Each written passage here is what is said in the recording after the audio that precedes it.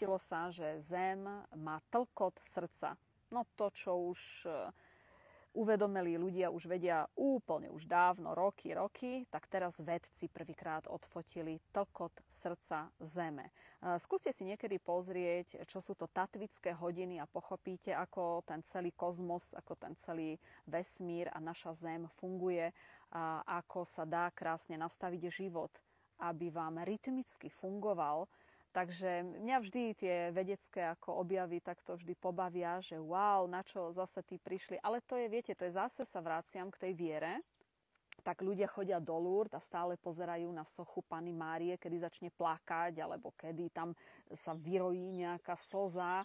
A takisto sa chodí s očakávaniami do Izraela a keď trošku prenikne cez kostolnú väžu alebo cez ten stĺp kostolný, cez strop, keď prenikne lúč svetla, tak všetci to fotia, že to je Boží zásah. Viete, kde to je?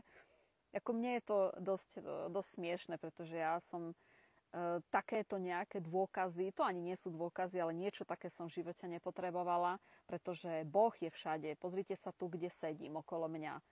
Veď toto je ten Boží zázrak.